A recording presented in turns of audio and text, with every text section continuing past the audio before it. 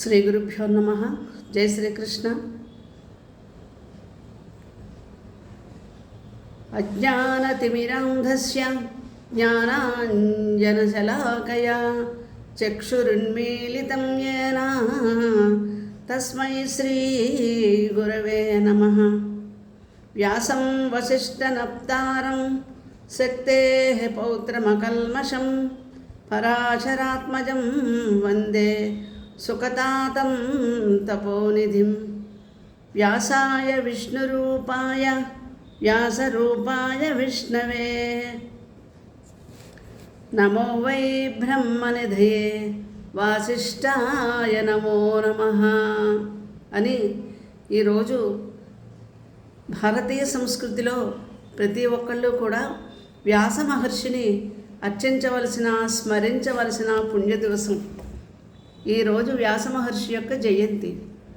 ఈ లోకానికి, ఈ సంస్కృతి వికసించడానికి, హైందవ ధర్మానికి మానవుడు ఎలా జీవించాలో చెప్తూ అనేక విధమైనటువంటి ధర్మ గ్రంథాలని మనకు అందించినటువంటి వ్యాస మహర్షి యొక్క పూజ చేసే దినమును, ఆయన యొక్క జయంతిని వ్యాస పౌర్ణమి అంటారు. ఆషాఢ శుద్ధ పౌర్ణమి తిథిని, దాన్నే గురు పౌర్ణమి అని కూడా మనం పిలుస్తూ ఉన్నాం.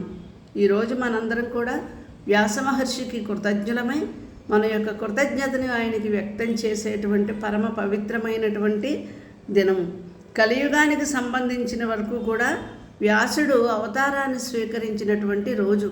ఆయన భగవత్ స్వరూపుడు, వ్యాస భగవానుడు అంటారు ఆయన్ని. ఆయన భగవత్ స్వరూపుడు కాబట్టే క్రాంతదర్శి కావున అనేకమైనటువంటి గ్రంథాలు, అష్టాదశ మహాపురాణాలని మన లోకానికి అందించారు. మనుష్యులంతా కలిసి ఈ రోజున ఒక శ్లోకం ఖచ్చితంగా చెప్పుకోవాలి మనం. నమోస్తుతే వ్యాస విశాల బుద్ధే ఫుల్ల అరవిందాయత పత్ర నేత్ర ప్రజ్వాలితో జ్ఞానమయ ప్రదీప ఏన త్వయా భారత తైలపూర్ణ.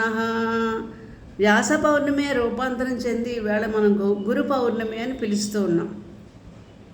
ఈ లోకానికి వ్యాసుడు మొదటి గురువు. అంతకంటే మొదటి గురువు కృష్ణ పరమాత్మ. కృష్ణం వందే జగద్గురుం అంటాం మనం.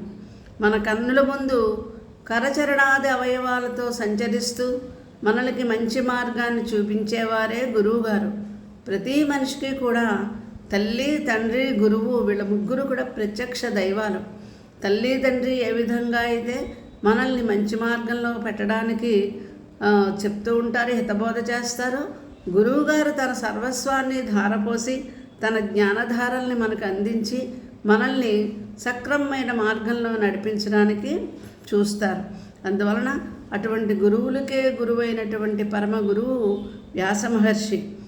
ఆయన చేసే పూజని సనాతన హైందవ సమాజంలో గురువులకి తల్లిదండ్రుల తర్వాత స్థానం దొరికింది. వీళ్ళు ముగ్గురు కూడా ప్రత్యక్ష దైవాలని చెప్పుకున్నాం కాబట్టి ఈరోజు మనం ఈ కృష్ణద్వైపాయనుడు అని పిలువబడేటువంటి వ్యాసుడిని పూజించాలి. సత్యవతి పరాశరుడు అనే మహర్షి యొక్క కుమారుడు. పరాశరాత్మజం వందే. వేదాలను విభజించి ఈయన వేదవ్యాసుడు అని చెప్పబడ్డాడు.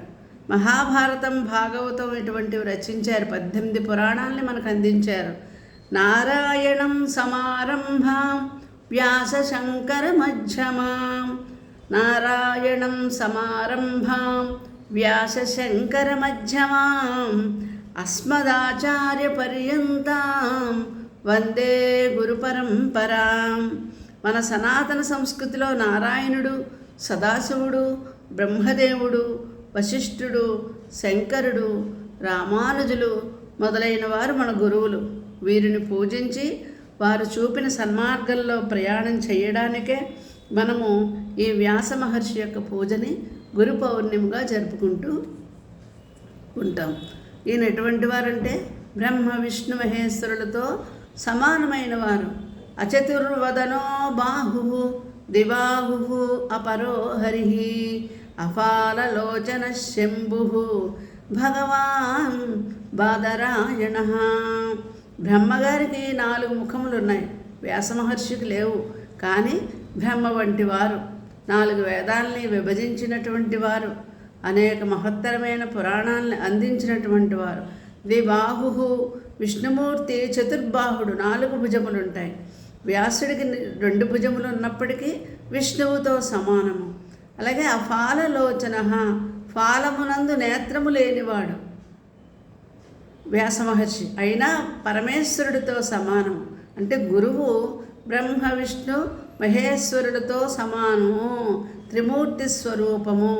గురు బ్రహ్మ గురుర్విష్ణు గురుర్దేవో మహేశ్వర, గురు సాక్షాత్ పరం బ్రహ్మ తస్మై శ్రీ గురవే నమః అని ఆ త్రిమూర్తి స్వరూపమైనటువంటి గురువు గారిని స్మరించుకునేటువంటి రోజు పరం పవిత్రమైన రోజు.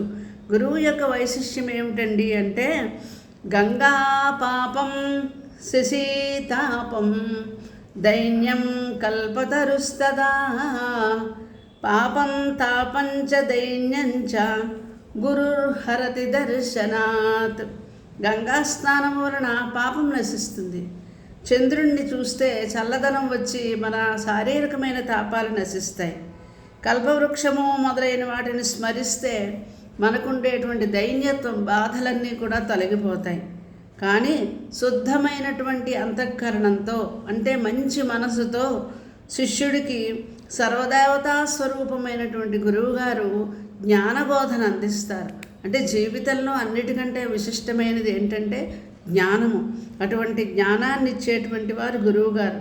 అందువలన గురు హరతి దర్శనాత్, అటువంటి గురువుని చూస్తే, దర్శిస్తే, ఆయన్ని సేవిస్తే మనలో ఉండేటువంటి బాహ్యమైన ఆంతర్యమైన బాధలన్నీ తొలగిపోయి జ్ఞానం అనేటువంటి ప్రకాశం మనలో కలుగుతుంది. కావున జీవులు, మానవులందరూ కూడా అటువంటి గురువులను సేవించి తరించాలని ఒక సాంప్రదాయాన్ని ఏర్పాటు చేసినటువంటి పరమ పవిత్ర దినం ఈ వ్యాస పౌర్ణిమ. ఈ సందర్భంగా అందరికీ, మిత్రులందరికీ శుభాకాంక్షలు, ధన్యవాదాలు.